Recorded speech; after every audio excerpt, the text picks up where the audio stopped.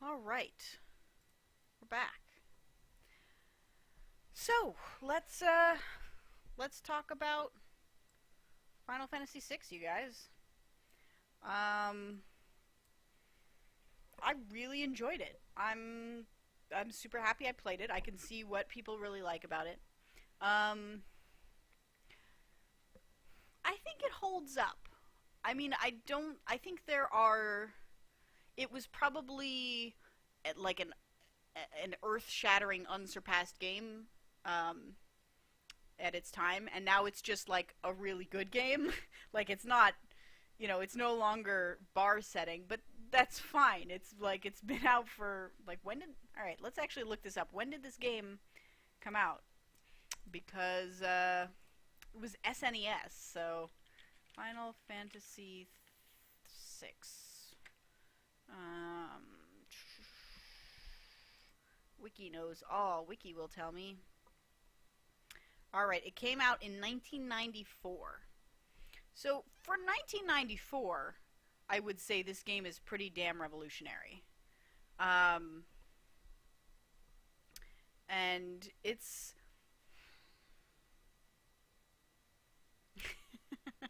you've been playing for 6 months and you still haven't got a picture for that frame. Nope, nope. I actually think what I'm gonna do with that shelf is I'm gonna take that frame and, since I'm not using it, move it elsewhere and make that my dragon collection when I can get my dragon figurines from home. But anyway, um, this game can drink. Yeah, 94. So that makes it what? 21?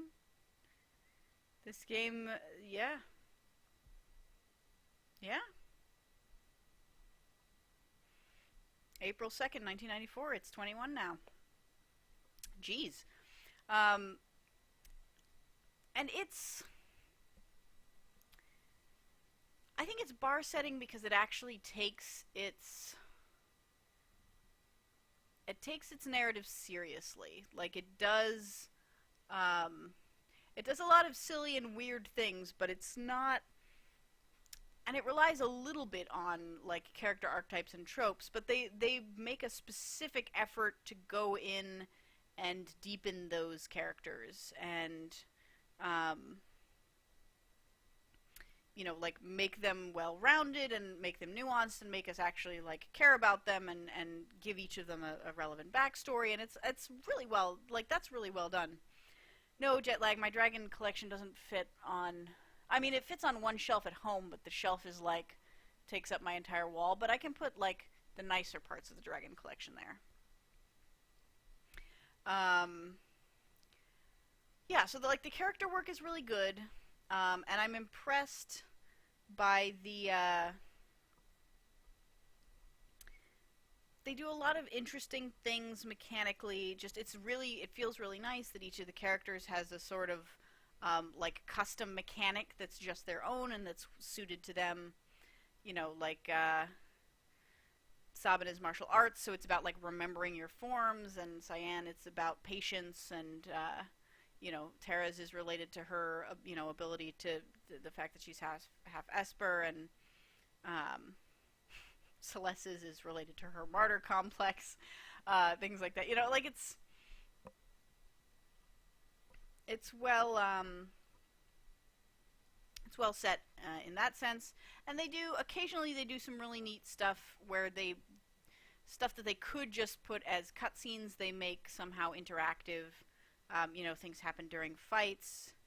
Um, at at home, like at my parents' home, where I grew up, is where my dragon collection is. In my old bedroom, I had a bookshelf that took up an entire wall. That had a lot of manga in it, and one shelf was entirely dragons. And there were some dragons elsewhere that didn't fit on that shelf, but you know.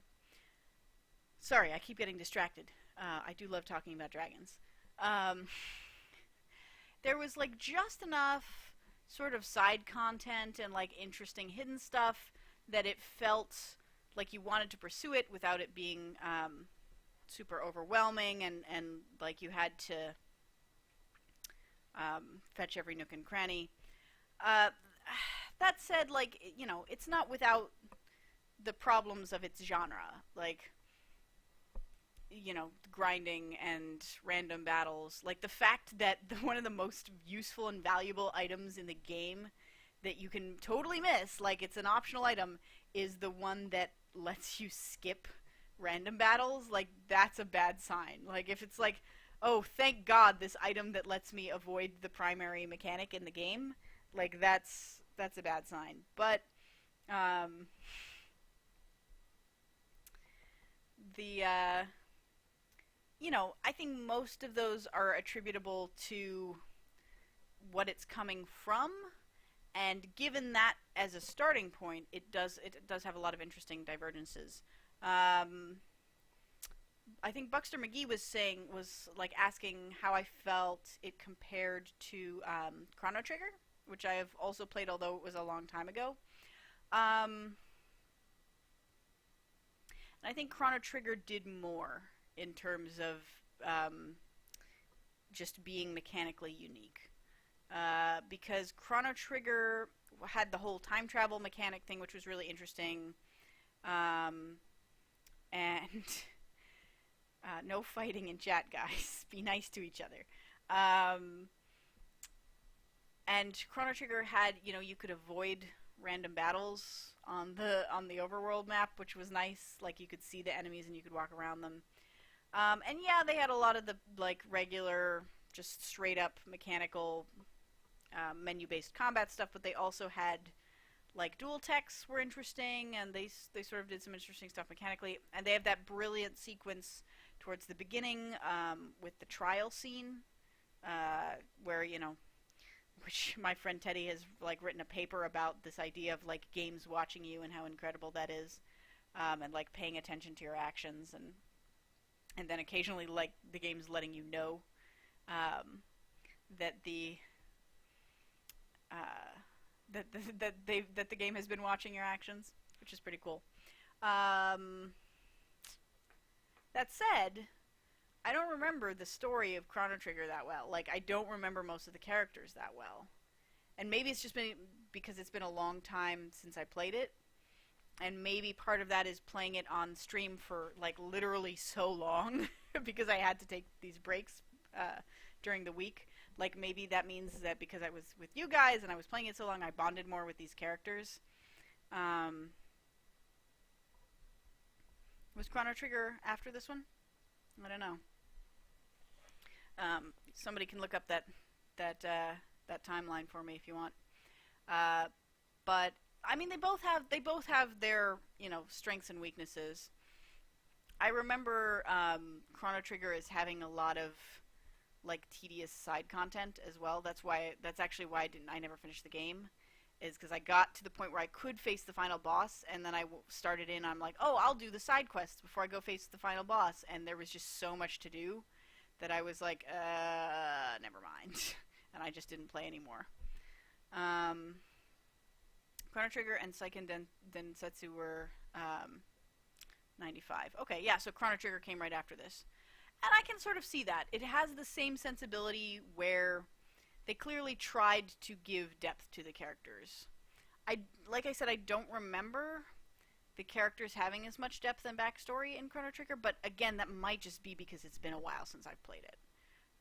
It probably was, because now that I think about it, like, I think, like, Magus had a, like, tragic backstory about his sister, and there was, like, the Frog had his whole thing about being a knight, and, there were other characters. Robo had his whole thing about, like, being made, and then they, like, they being useful to humans and being left to do the forest thing, and, like, I guess, they had a bunch of strong narrative content in Chrono Trigger. It's just, it doesn't stick in my memory.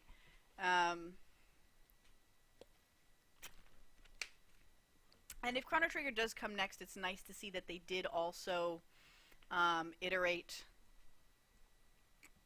on, like, the design. They're like, okay, it's still annoying that, like, you can run into random battles, so let's fix that. And then they fixed it. And then no one else followed suit, which is a weird... Like, it's weird that didn't... Frog. Frog is the name of the knight. Jet lag. And he's literally a frog. It's weird that the random, like being able to avoid random battles on the overworld map didn't really catch on in JRPGs. Like that Final Fantasy dropped that after a while. It does exist in Final Fantasy 12. Like it's they stopped it for, like they didn't do it for 7 or 8 as far as I know. I haven't played 8, or 9 or 10. I don't know anything about 11. That's the MMO. Um, but then in 12 again, the characters are on the overmap. So, um, you know, but it was a better system because if you like, it's good to at least give them the ability to try to avoid random battles if the player is like doesn't want to grind and just wants to get through an area. Um, what else do I have to say about Final Fantasy VI? There are a lot of characters. There, it could have easily done with like 3 or 4 fewer characters. Like Realm and Strago didn't really add anything of value to the story. I thought like I guess they're okay as characters. Like they're not entirely uninteresting, but I guess you need 12 characters at the end there if you're going to separate. But you could have separated into 2 groups instead of 3 at the end there. Um, but yeah, like, and I mean, you might not have gotten Mog or Oromaru or Gogo, and Shadow you can lose, obviously. Um, but like the I would have almost liked to spend more time with some of those main characters. If there could have been, if every piece of story that they had, content that they made for one of those characters could have been replaced by some story content for one of the more main characters, I probably would have preferred that. Like I would have, maybe I missed it, maybe I could have seen it and didn't, but I really would have liked to see more about Sabin and Edgar's relationship and about them being brothers and like this falling out that they had and like them coming to terms with that. I think that would have been cool. Um,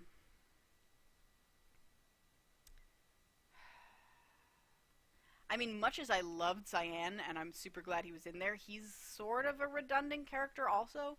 Like your like really main centrally important characters are Terra, Celeste, Locke, Edgar. And then to some extent Sabin, because he's related to Edgar. And Setzer because you need an airship. I mean, you could have given Locke the airship also, but like that's 5, 6 people, uh, and yeah, I get that. Like they want to give you some choices, and it's that that's not that the narrative content for most of those characters was bad. It's just that like it got a little spread thinner than it had to be. Skunk says I can't remember about half the characters. Yeah, I feel that way a little bit too. Um, because most of them were entirely superfluous. They were fun, and they were like good to, um,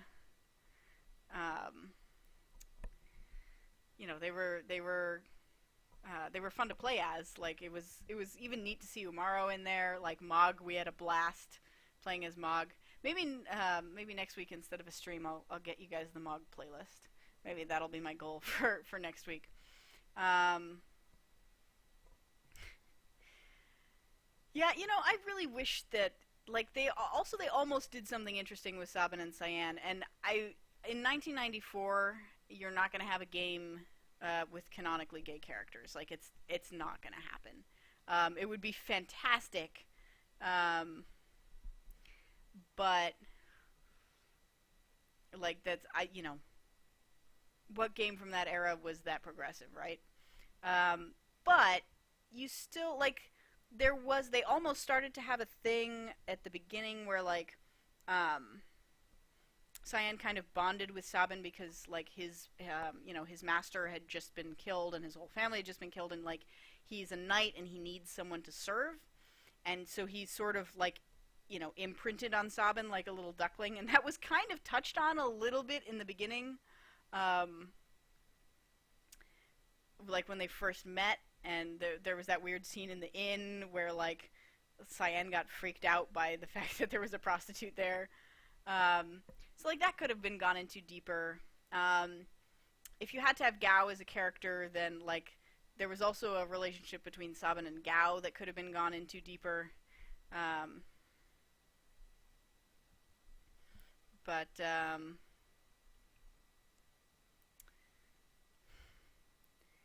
yeah, I mean there was a lot of like coded queer characters in media of the time, and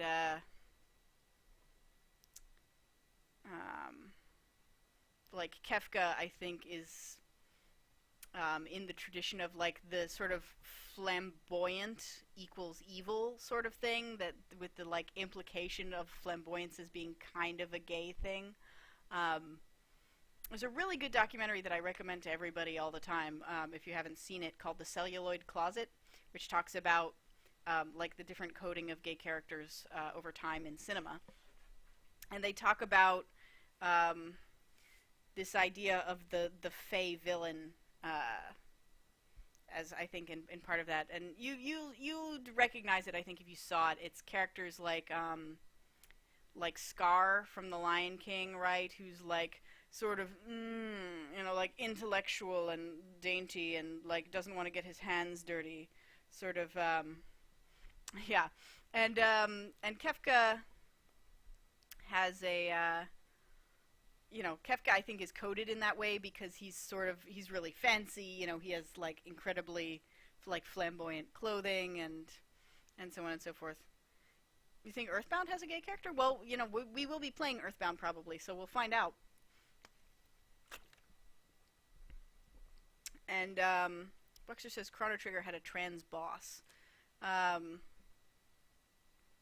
like actually, like how was that addressed in the game? I'd be surprised if that was more than subtextual, because I haven't seen that many mainstream games from that era um, that had more than subtextual, uh, you know, coding, queerness. Yeah, exactly, Marsha. They vilified effeminate characters. So like if a guy was effeminate, it was like that was a sign that he is an evil character, because effeminate nature in men associated with gay people, associated with evil, all this horrible, um, deeply repressed, like cultural homophobia kind of stuff. Um, but I've lost track of where I was going with that. Oh, I didn't think they were actually going to do that canonically with Cyan and Sabin, but I don't know. Might have been nice to see a little bit more character, like inter-party relationship development, but that's hard because they don't necessarily know at any given point who's going to be in your party either. So um, there's always the risk of sometimes like stuff does exist and you just don't run into it. Speaking of being progressive, though, Marsha also pointed out that this game passes the Bechdel test because Celeste and Terra talk about stuff, and like they talk about the nature of love, and like Celeste is constantly looking after Terra, and goes to check on her and make sure she's okay and stuff like that. And they're both really good characters. I think it would still be, the characters are still predominantly male. You have two gender ambiguous characters, right? You've got Mog and you've got Gogo. And I like that with Gogo they explicitly say, like, is this a man? Is this a woman? Should we even ask? Like, maybe it doesn't matter. And, like, that's cool. I like that you have, like, an intentionally gender ambiguous character in there. That's pretty awesome.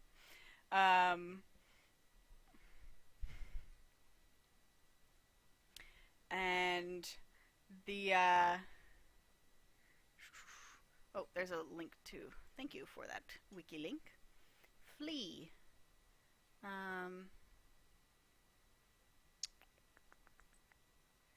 Flea's gender symbol is male, although he sports pink hair and a skirt.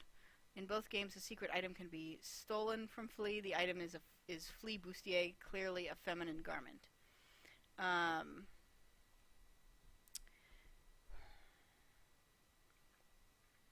so is it just that? So is it just that Flea like is male and is presented as like dressing in a female way? And is that meant to be, again, like, is that meant to be that the character is trans, or is that meant to be that like it's another example of like, you know, we're codifying this is a male character who is cross-dressing and therefore evil? Like it's I'm you know, I'd have to play that to see like how the game treats it and approaches it. But that's interesting. That's like that's sort of a cool thing to slip in there. Um, and I'll look more closely into that and see sort of where the game comes down on it, because that's kind of a cool idea. But so we were talking about the female characters in the game. So let's see. We ended up having what, like 12 characters? Let's see if I can remember them all. Terra, Locke, Edgar, Sabin, Cyan, Celeste, Mog, Umaro, Gogo, Fizzy, Shadow, Realm, Straggle, and I'm missing one. Aren't I? I'm probably missing one, because I know there was an even number of people. So let's say there were 14 people. Flea says male, female, what's the difference? Okay, so Flea is another sort of gender fluid, gender ambiguous character. That's cool. I like that when that gets thrown in there. That's a good it's good that they managed to slip that in there. I'm surprised that that didn't get fixed in translation in the way that a lot of anime got fixed when it was brought over to the US. But okay, so let's see. We have, of 14 characters, we have 2 gender ambiguous characters, which is kind of cool. Gogo and Mog. And we have 3 female characters, right? We have Celeste, Terra, and Realm. So it's still not great numerically, because that means that that leaves us with 9 male characters, so they outnumber the female characters 3-1. But the female characters are all interesting in their own rights. They're well written. They're different from each other. They have their own distinct personalities. They play active roles in the story. They're arguably, like, as I was saying, like, some characters in this are superfluous.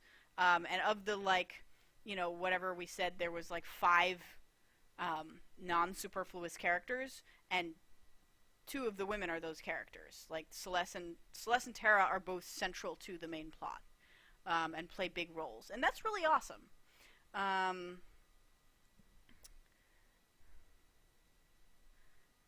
There was there was an odd number at the end because we lost Shadow halfway through it, and there was like an obvious like empty spot of him in the lineup, and there were 2 even rows with like 1 empty spot for him at the end. So there must have been an even number of characters.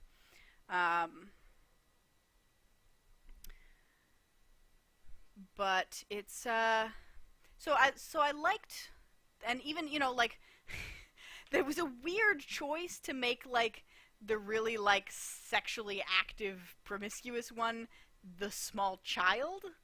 Like odd, slightly awkward choice, but you know what? Okay, she's like, trying to be mature for her age. Let's go with that. Slight sketchiness aside, it's still, it's an interesting character trait. Sketchiness, no pun intended. She's still got an interesting, Realm's still got an interesting personality. And, she lives her own life. She does her own thing. Celeste is, has some internal pain, but she's overall, like she's very confident. She has some worry about whether or not she'll be trusted. Terra has this whole thing about, am I human? Or, like, how do I live in this world with these human people, and how do I relate to them, and how do I love, and things like that. And I think women were overall treated fairly well in this game. There were a few weirdnesses, like Locke's crazy dead girlfriend, but there were a few other weirdnesses that were completely like non-gender related. I think this game is just a little weird in some ways. Ultros springs to mind. And oh, Steve, yeah. Gao was the one I left off that list. Yeah. So yeah, so that's pretty cool. And, it's sad to think that a game from 1994 is more progressive than most of the mainstream games today in terms of, like, having an interesting, diverse cast. I'm trying to think if there were any textually non-white characters. And I don't think there were. So, it does have kind of a race issue. But, most games from Japan do. And most games from the US still do. So, that's one front where it could have done better.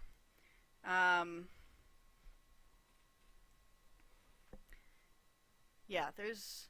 Like, at least Final Fantasy VII had Barrett, right? And you can argue about whether, because it's from Japan, whether characters are coded white or coded Asian, but this art style they're drawn in makes them look very white.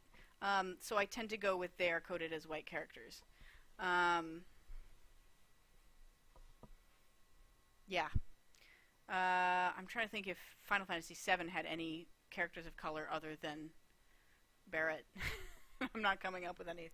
Games still have a serious race problem to deal with. Did then, still have now, clearly. But what's cool is that, like, this game, in other respects, at least in gender respects, had a interesting, diverse cast, and it stood the test of time because it has well-rounded, well-developed characters that people cared about, as opposed to, a lot of modern games. The main characters are interchangeable because they're all, like grizzled white men with, like, dead female family members, whose, like, man pain fuels their journey. And, like, those characters aren't going to stand the test of time. You're not going to remember one from another in 21 years. But in 21 years, a lot of people still remember the relationship between Celeste and Locke because they bothered to build it, because it grew over the course of the game, and it wasn't just like, oh yeah, no, we told you that they're in love, so they're in love. And Buckster says, I feel like the non-white characters are offensively stereotypical in Final Fantasy games. That's true too. I mean, Barrett is like the big, gruff, bulky black man, and Saz in Final Fantasy 13, at least in the beginning, is a huge stereotype. It's like, comes off as like a sort of like Eddie Murphy pastiche, or like a Chris Rock, kind of like, kind of the wisecracking black friend stereotype, which is super awkward for the first part of the game. But actually, Saz became my favorite character in Final Fantasy 13.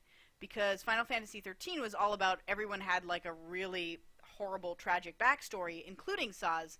But Saz's was maybe the most horrible, and he was the only one who dealt with it in, like, an adult and mature manner.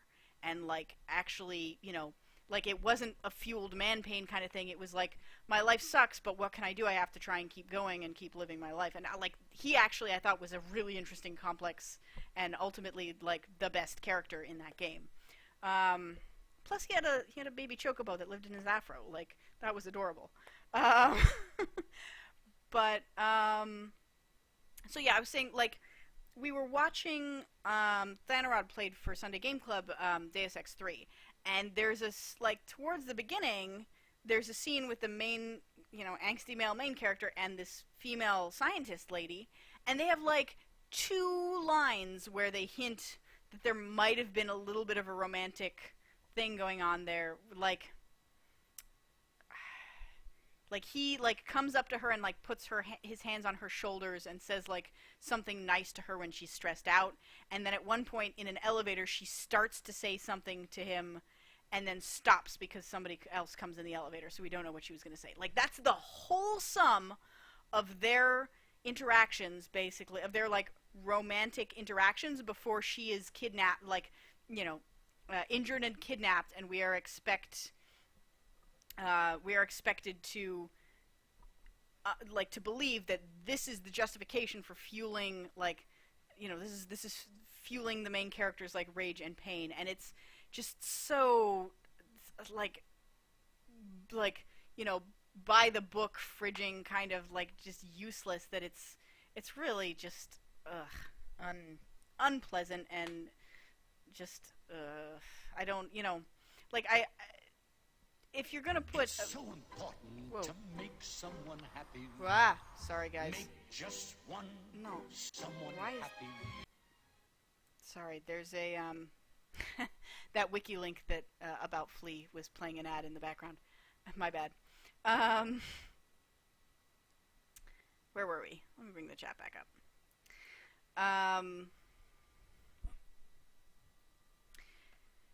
Yeah, so, you know, rather than these like stereotypical by the book like female plot points that, which, you know, as I said, like Locke's Lady Love was kind of one of those, but for the most part, like, the playable female characters were interesting. They had depth to them.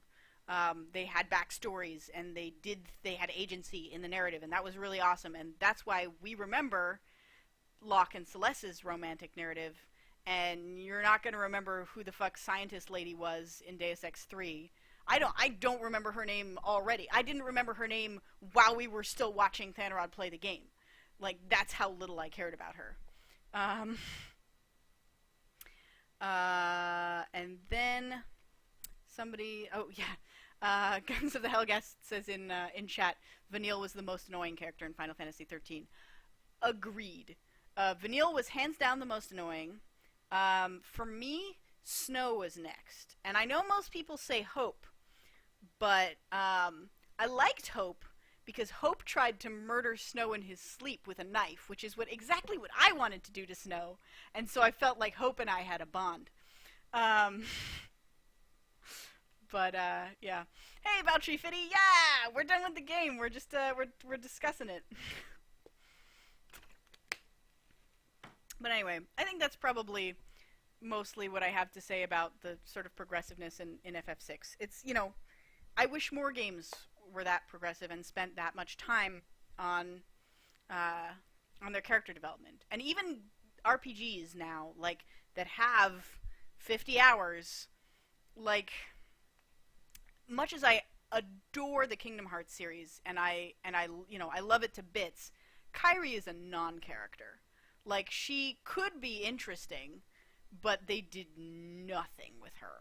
Like, she is literally a textbook damsel.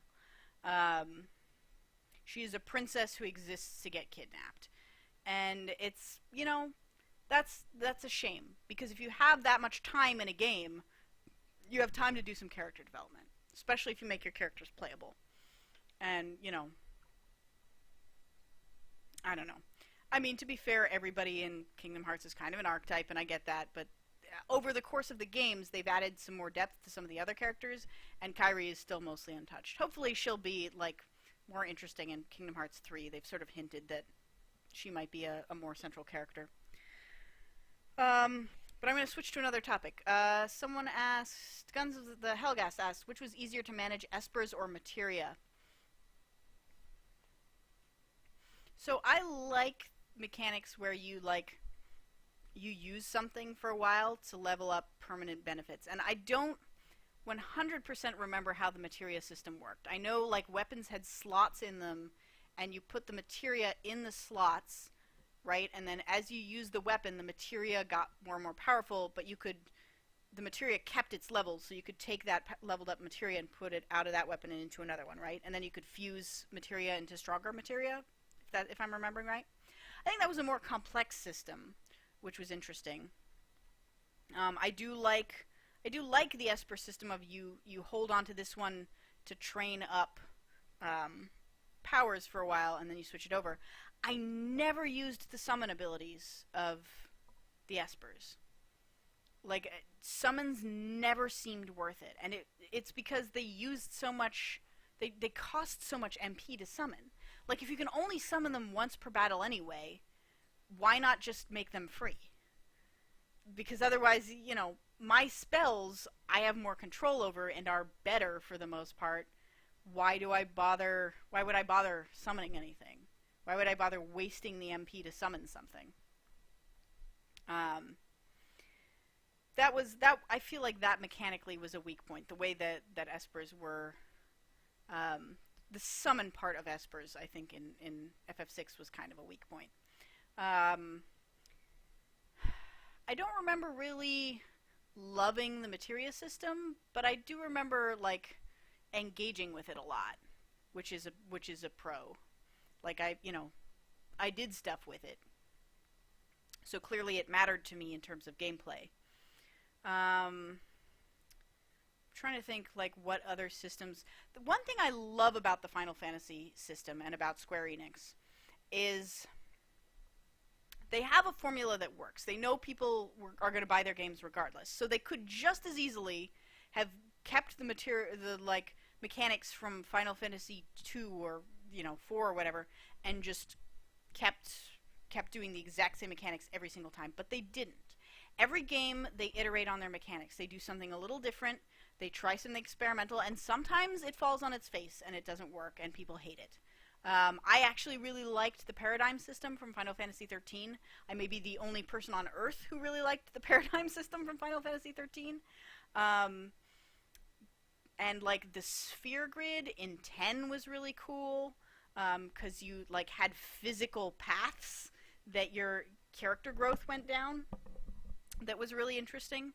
And like opening pathways in the map was a mechanic in the game, and you had to like find items to let you do that, which was pretty cool.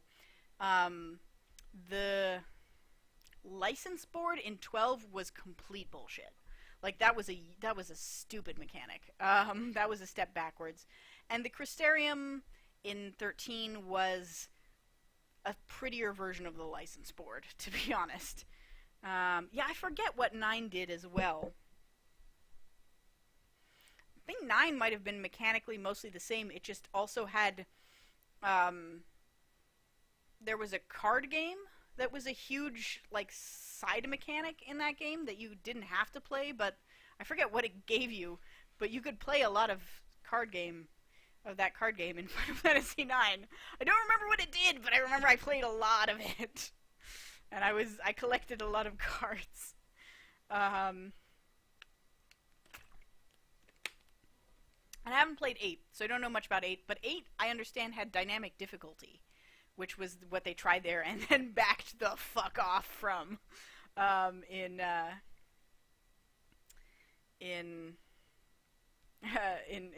next one, in 9, in all successive games. Because in a game where grinding is a thing, you don't want dynamic difficulty.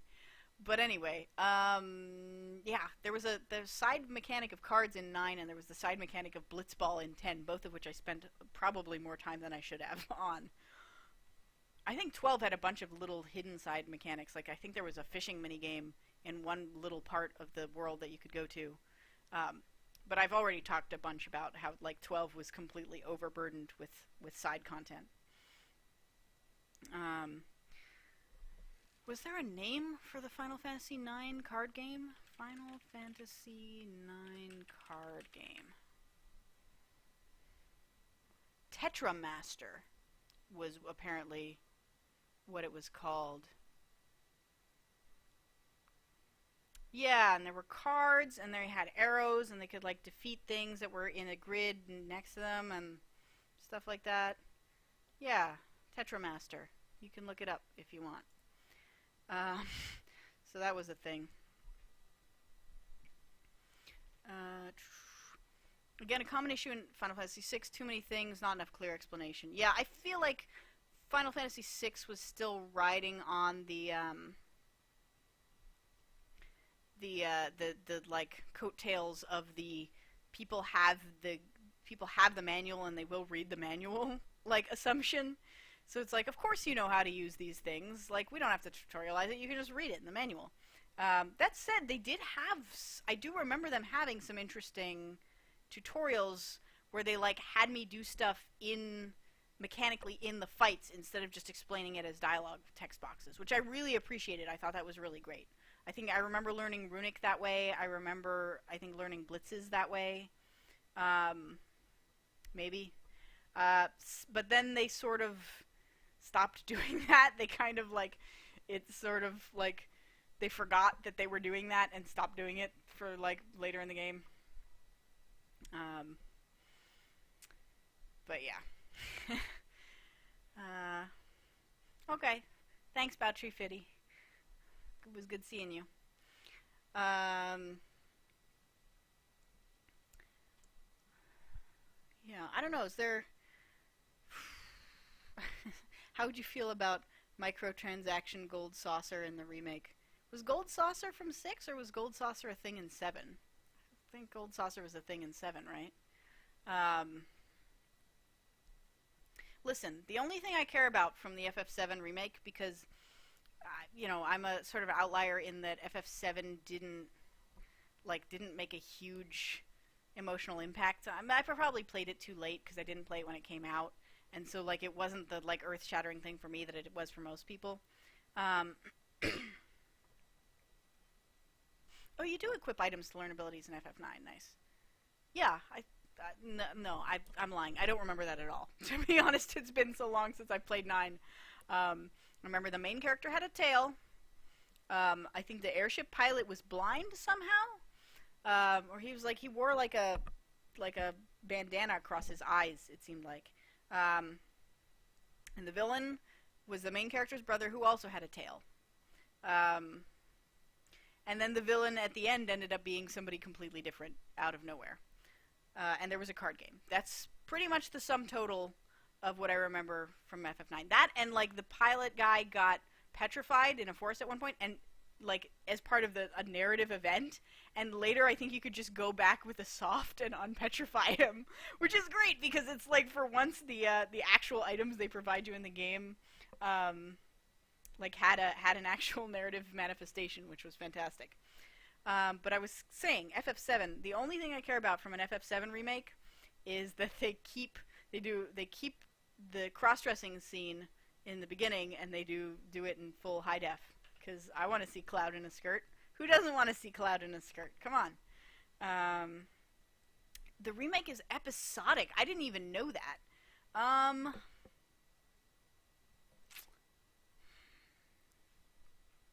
feel like the traditional mode of play with RPGs is to sit down and play it for an enormous chunk of time. But that said, just because that's the tradition doesn't necessarily mean that's the best way to do it. If they could keep it coming out on a regular schedule, maybe that's a better mode for the modern era. Price point is a factor, but we can talk about that in a second. But I feel like the problem is that most modern gamers no longer have 50 hours to sit down and play an RPG in like 2 or 3 sittings, right? That's insane to expect from adults with full-time jobs. So having a, like, hey, once a month or once every couple months, this is going to come out, you're going to play it for 5 hours maybe, like 10 hours, and then you're done. Then you're done for now, and you'll come back later. Like, that's actually probably more suited to it, provided they can do it in such a way that you don't lose continuity. They would have to find breakpoints where you don't come back in several months and go, what the fuck was I doing? Who are these people? What's going on? I don't remember anything. Like, I think you you can't just chop it arbitrarily into pieces and then call that episodic. You would have to actually rewrite some pieces to have like good little mini arcs, and to have like a little bit of reminder sequences at the beginning of each segment. So you would have to fashion it more so it works as an episodic narrative, because it wasn't written originally as an episodic narrative, and you can't just arbitrarily grab it and stuff it into a new format and expect it to work. But I feel like it's possible to do an episodic format that would work. That said, you shouldn't be charging full game price for every episode. If it's like $50 per episode, that's stupid. Like, why do you do that? That's terrible, and like that's gonna stop people from buying it. I think, I really do, because we are also, in addition to being busy, the modern gamer generation is also mostly poor. We have some disposable income, but we don't have, an extra $50 a month to spend getting like 1 hour of a game each month or whatever. So if you charge me $10 an episode, then yeah, maybe I'll get it episode by episode. If the total price adds up to the price of a full 50-hour game, then sure. But it's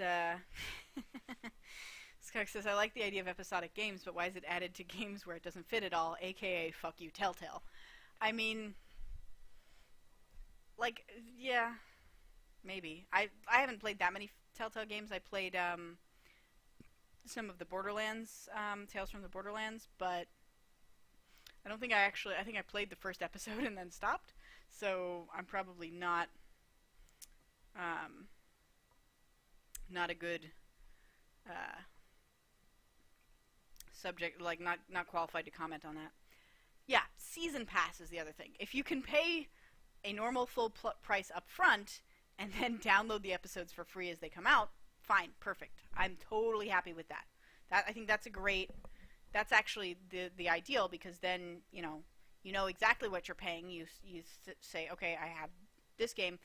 The trick with that one is you have to trust the company that the rest of the episodes will come out. Because the thing about episodic games is that a lot of studios use them as an excuse to, like, okay, we can, get out a piece of it quickly and have more time to work on it, but then that dev time gets longer and longer and longer, and the episodes get stretched further and further out, and, like, keeping to a regular schedule, I think, so far has been the biggest problem haunting episodic games. But assuming you trust them to release on a regular schedule, I think the best course is that you pay the full price up front, and then you download for free every time one comes out. And you play it for a few hours, you fit it into your schedule, and then you're done. You're good. You've played it. And, you go about the rest of your life without, having this huge burden of, like, shit, I have to finish this game, and it's a 50-hour game, and I'm only, like, 10 hours into it. That's not even that's not even a quarter of the way through. Like, that's intimidating. The first 90% of making the game is much easier than the next 90%. Yep, exactly. That's how that works. Yeah, Buckster says, that's why I can't ever finish Final Fantasy VII. Got to the next disc, quit playing for over a year, and can't get myself to go back and continue. Yeah, I think I stopped playing just before the last disc. There was 3 discs, I think, and I stopped playing after the second one. And it's just like, I've played a whole lot of it, and it's a slow burn kind of story, and sometimes you just, you can't make yourself keep going for that long. That said, I once played, when I first got Kingdom Hearts 2, I played 55 hours, the full game, in one weekend. So I don't recommend doing that. It was really bad. I barely slept, but I knew, like, I only had that time to play it because the following week I had, like, papers that I had to write and stuff for college, and I'm like, shoot, if I don't play it right now, I'm not going to be able to play it. So I've just marathoned the goddamn thing in one weekend, and it was pretty intense, but I did get through it, and I very much enjoyed that game. But anyway. Yeah, game binges are for young people who have a lot of spare time and don't have jobs. And, you know, the time was gamers were primarily people in that age group, and now gamers are no longer primarily people in that age group. So, you know, I miss those days a little bit too. I'm hoping to have some time over this winter break to binge a little bit on some games. They're still not going to be more than like 10-hour games probably, but still. I think that's everything I can think of. Anybody else have any like further questions they want to ask, further stuff they want to comment on? You know, I mean, final thoughts. I think Final Fantasy VI, like, I can see why it's a classic. I can see why people have really fond memories of it. And I think it, you know, I think it holds up. I think, you know, it's still a good game. The writing's still really good. It's, mechanically, you have to have some fondness for traditional menu-based JRPGs. Like, there's no getting around that. That's what kind of game it is. But tucked in that are a lot of innovations and a lot of good, solid writing, and a lot of like clear heart went into the, you know, into the story and into the experience. So, yeah, no, sorry, you do not get to blame me if you quit your job to play video games. I will not be held responsible. All right. Thank you guys so much for sticking with me for 6 months to watch me play this game. It's been a fantastic ride. Next, so I'm not gonna play next week. I'm gonna take some time off, a week or two, at least, you know, through the end of the year here. Maybe next week I'll try and get you guys the MOG playlist, and I know Martha really wanted a supercut of all the Ultros moments. Yes, and I beat it without sprint shoes. Ha! But yeah, so next I'm going to attempt Majora's Mask. I'm not sure how Twitch will deal with that and how putting VODs on YouTube will deal with that, because I know there's some copyright issue. Nintendo's very sensitive about their copyright and stuff. But I think if I'm not making any, like, I'm not putting ads on the videos and I'm not making any money, I might be able to do VODs on YouTube if I edit them myself instead of trying to export highlights through Twitch, because I don't think Twitch lets you export Nintendo games to YouTube. I think that's where the rub is. So what I'll probably do is I will probably play like 1 week of Majora's Mask just to see if I can get it working and get like VODs working and stuff. And then if it's working, we'll just keep playing Majora's Mask and we'll finish it. And if it's not working, we'll switch right to the game after that, which is probably going to be Earthbound. So you have that to look forward to in the new year. Meanwhile, I think most of the shows in this community are on hiatus for now. Although one of us is still going strong on Friday. I think someone is scheduled to play on Christmas to do a stream. So, you know, that's awesome. So that's Fridays, usually at 8. Thanarod did not play this morning, but I don't know if he's planning to play next week or not for Sunday Game Club and Sunday morning. We didn't end up recording our podcast today. We're still playing Space Run. But Thanarod slept through the podcast, so we didn't get a chance to record. So we'll probably make that up sometime in the next week or two and record that for you. And then come back with another game just to you know, start off the new year. Mostly Walking is on break till the end of till the new year. Play by Play is on break till the end of the new year. I don't know if Jason's still streaming on Wednesdays. I would think he's probably on break too, but I'm not sure. But in any regard, in any case, have a great winter holiday. If you celebrate Christmas, you know, enjoy your Christmas. If you don't, you know, I hope you have you know, enjoy the darkest night and the return of the light, and any other solstice-related festivals that you happen to celebrate. And we'll see you in 2016. And on the forums. Like, definitely come chat about stuff on the forums if you have any further comments about the stuff we've talked about tonight, or you want to see the Finished Mogs playlist, which I'll try and have up there. pbpnetwork.forumatic.com. Again, love you guys. Thank you so much for being with me for this intense and labor-intensive journey. I love you all. This wouldn't have been the same without you guys here with me, like hanging out. So, love your faces, and see you in 2016.